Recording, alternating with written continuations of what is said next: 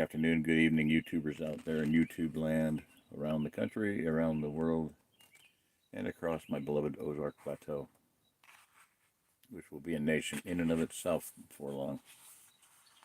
A small world, separate from the rest of the world.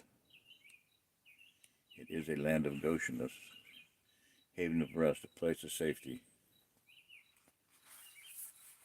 Zion, well, there's ticks and chiggers and telling you not to come here, and humidity and nasty stuff, snakes and everything, coyotes and mountain lions and goats and bears and stuff. But it's still going to be a blessing. I got so many things going on, man. It's going to be interesting. I'll try to remember to put in here, but if you go back in my channel, go back about a year ago, I did a couple videos, one on Jezebel and one on narcissists and what do you call them things? Narcissists and Valkyrie. Yeah. Might have been 2020 or whatever. I don't know. It was into 2021, I believe. Yeah, it was about March, April, March, something like that. Anyway, go back and listen to those because what I said back then I think is happening now, playing out. I'm going to go into it later. All right, good night. Anybody on? No, of course not. Okay. The new improved toy store. Yeah, new and improved and super neat. The rain lasted just long enough to wash the dust off Centerville, so everything seemed fresh and new on Wednesday morning. Susan was the first one in the kitchen for breakfast. Aunt Bernice had made oatmeal, bleh, which Susan didn't like, but ate anyway. John complained because there were no raisins in it.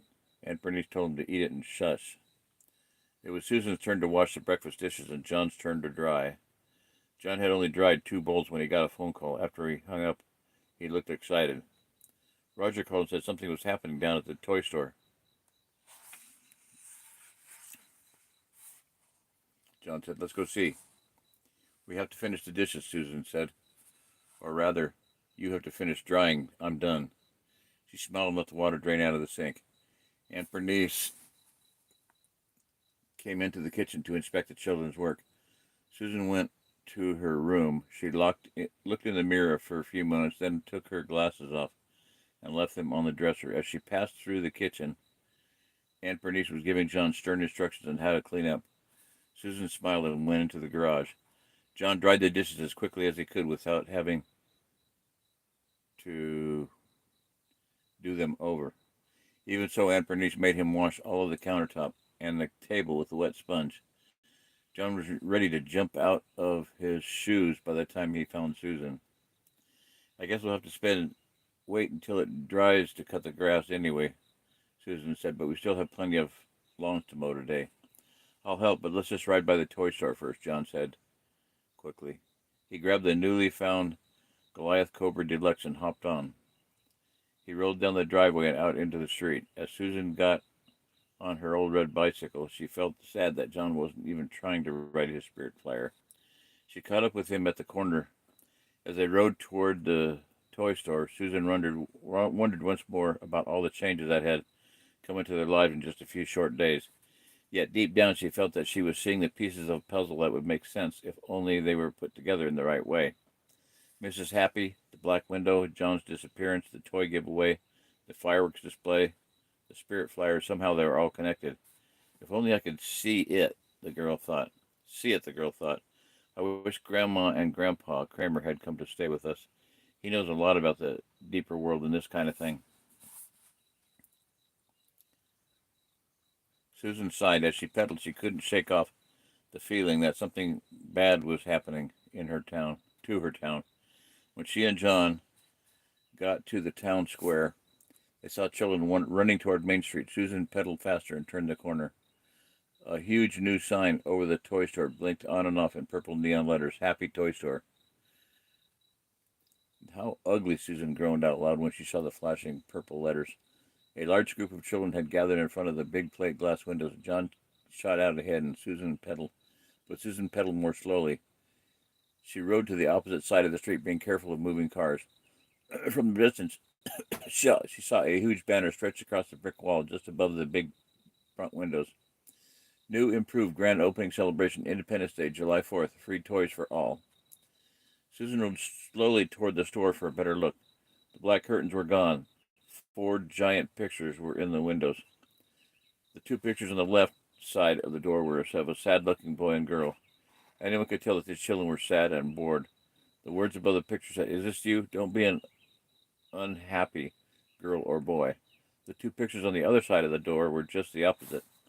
A girl and a boy had armfuls of toys and big, knowing smiles on their faces. The words read, "This can be you. Be happy at Happy Toys."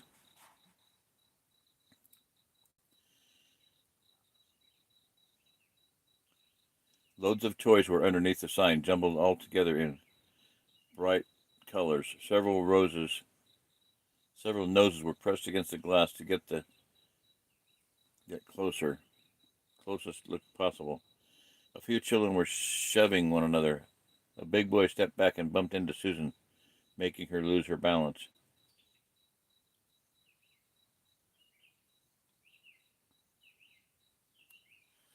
Loads of toys were underneath the signs. If it's real toys, I don't understand. I'm not quite sure. A person could get hurt around here, Susan muttered to herself.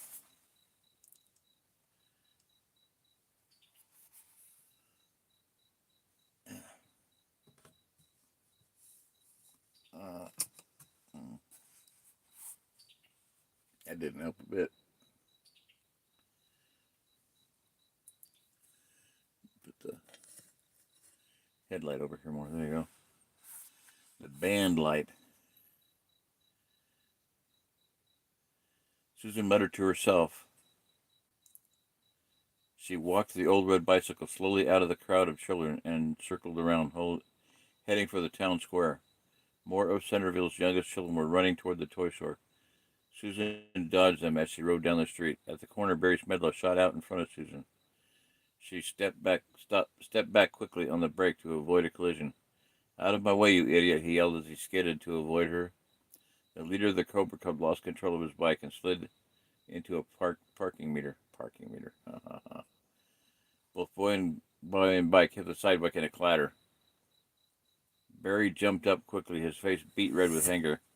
"You're trying to kill me?" he accused. "I am not," Susan replied. "You just don't know how to ride a bicycle. You didn't read your safety book." Double D, double D, and double D.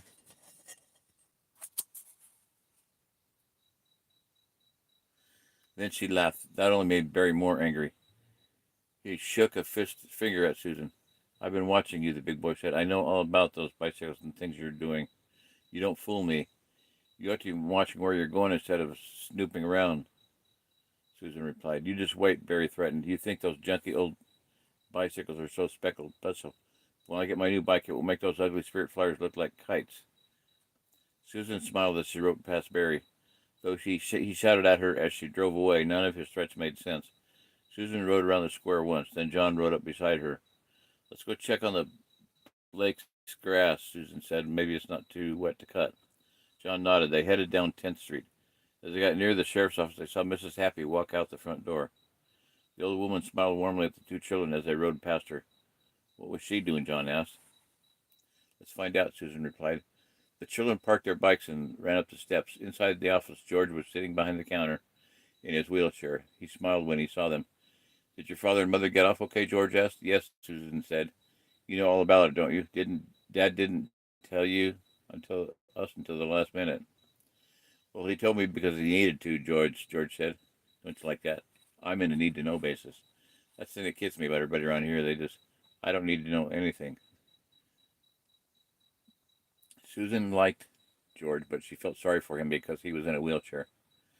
George had been in an accident a long time ago and had a permanent injury. He never said much about it, though. He was a good worker, Susan knew. "We saw Mrs. Happy leave," John said. "We wondered what she had to say." "Yeah, what did she want?" Susan asked. "Why all the interest?" George asked. He looked carefully at the 2 children. "Since Mrs. Happy's new in town, we were just curious," Susan said. "She was in here making arrangements for the 4th of July celebration," George replied. "Is that all?" John asked. "She didn't say anything about someone losing a truckload of toys, did she?" "Nope, nothing like that," George said. He wheeled over to the desk. Did Mrs. Happy seem, well, strange to you? Susan asked. I think that Happy is an odd last name. George leaned back in his chair. He smiled and shook his head. Well, she may be a little eccentric, George said. She's very wealthy, apparently. I've heard she's a distant relation to the Potter family. This is all barbershop gossip, so it may not be true or not. It may be true or not. May or may not be true. I believe someone said she changed her name a long time ago because she was one of those foreign names that are hard to pronounce. But it's a free country. She can call herself whatever she wants. Especially if she's got money. Anyway, her family got fat. As she put it on television advertising or something like that. She sure seems to know how to advertise her store. She's changed things in a hurry. I think she looks like Mrs. Santa Claus, John said. Maybe that's why she's going to give away free toys, Susan guessed. She seems nice enough to me, George said. She's going to open her toy store right after the parade on July 4th and give away the free toys then. Well, I'll be there for the free toys, John said. With every other kid in town, I bet, Susan added. The way she has the toy store fixed up now is so fancy compared to the way it was before. We'll have kids from all over the county coming in here with a toy store like that. I think that purple blinking sign is ugly. She seems to know her business, George said. She said she would give out numbers to all the children who want one sometime in the next couple of days. That will make it less confusing for picking up a free toy. It makes a lot of sense to me. From what she said, that will be nice gifts. There will be nice gifts too. I wonder what they could be, John asked. You'll just have to wait until July 4th like everyone else, George replied. The Goliath Toy Company has also donated some real fancy fireworks for the show that night, too. The way she talks is going to be a display of fireworks that Centerville won't forget for a long time. I bet it will be. It just seems like an awful lot of money to spend just to get a toy store open. We better go, Susan said. Thanks, George. If you kids need anything while your dad is gone, let me know, George said. I'll be there. I'll be here or at home. Okay, John yelled over his shoulder. He was the first one outside. Susan shut the door. Susan and John checked the Blake's lawn. The grass was long and still soaked from the night's rain. They hadn't ridden a block before they were starting to argue about what to do. John was ready to go up prospecting at the dump, but Susan was against it. Well, I know one thing, John replied. I know there are toys out at that dump just waiting for me, and I plan to get them. If only we had more time to dig instead of mowing all these dumb lawns. Don't include me in your plans, Susan said. I told you I'm not digging in that trash, and I mean it. If you were smart, you'd forget about those stupid toys. After all the weird things that have happened out there, I can't believe you want to go back. You're just afraid, John said. I am afraid, and with good reason, Susan said. Something very confusing is happening around here, and neither of us knows what it is, unless you're not telling. But I know something has to be wrong. This toy giveaway and fireworks business bothers me. I just wish I could see what's wrong. What's wrong is letting a truckload of toys go to waste under tons of trash. That's what's wrong, if you ask me. It's more than those toys, Susan replied, pedaling slowly. She twisted the broken mirror on her handlebars so it would reflect backwards. About time they did something with them instruments. Since there was only a sliver of the mirrored glass left, she didn't have much to look back with. But as she turned it so she could see, she suddenly stopped pedaling. She looked behind her, then back into the mirror. She rubbed her eyes and looked again. John didn't notice Susan had stopped, but when he turned around, Susan was staring intently into the broken glass of the mirror. What's wrong now, John asked. Nothing, Susan said. I see something in this mirror. So what, John said. But it's not what you think, Susan replied, her voice shaking. It's not a reflection of what's behind me. It's a reflection of that pit out at the dump. I can see the black window. It's like a reflection back in time. What? John pedaled back to his cousin. Let me see. Probably don't work for him because he's not on the Spirit Flyer. John bent around in front of Susan and stared into the mirror. And what he saw was a reflection of his shirt and his face. I don't see anything, John said. Let me look again, Susan replied. John stepped out of the way. She smiled. It's all right there. You can't see it? I can only see bits and pieces, but it's like happening again. It's like it's happening again, like a movie. The Davy got sucked through and came out of the hole. I see us. Are you sure? John asked. That's crazy. He bent forward to look. He frowned. I don't see anything, he said. But don't you see? Said Susan excitedly. This is my spirit flyer. You probably weren't meant to see with this one. You couldn't hear my light. You couldn't hear my horn blowing either. Wait a minute, there's something else. We have. Oh my. What? John demanded. We look the same, but I can see change, Susan said. She squinted at the mirror. They look real big and heavy, too. And there's tools. And there's a hook, just like that one we saw coming out of the pile of boxes. What changed? John asked. What hook? I see a double of me, even, just like I saw of you. Two of you, Susan said excitedly. She stared deep into the old mirror. Only now they are coming together, and I get off the black window. Now it's gone. How odd. She looked at John, then back at the mirror. The glass was reflecting like a normal mirror once again. You saw it change? John asked. He tried not to show the sudden stab of fear he felt inside. He dropped his head down and looked at his chest. Then he touched his neck as if he were a blind man feeling for something. His hand shook. What's wrong? Susan asked. She stared at John. His mood had changed as suddenly as if someone had flicked a light switch. Nothing, John said. He let his arms drop down to his sides. Let's go mow Mrs. Kimball's lawn. It's probably dry. All this talk of change gives me the creeps.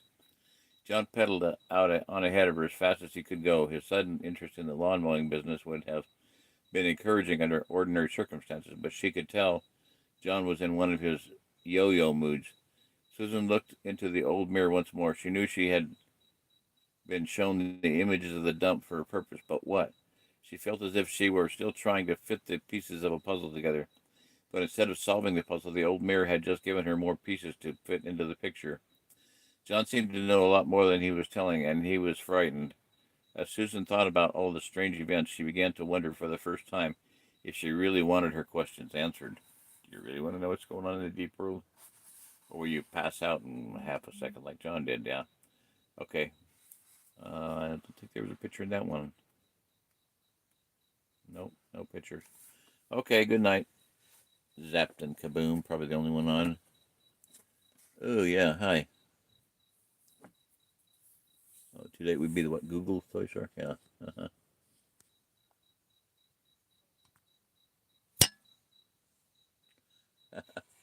Google Play Store giving apps to kids. Yeah. Yep. Yeah, games, I think, of people. Computer games have hooked a lot of kids in demonic stuff. Or at least, letting spirits take control of them. My sons, two of them got into games. I told the youngest one, I said, do you have gifts? He was an empathic, he was a healer. And he got into computer games and just went by the wayside, flushed it down the toilet, so wrapped up in that crap. Yep, I don't like them. Never did. I don't like anything that wastes time on something that's not real. Anyway, good night. Hallelujah. Bye-bye.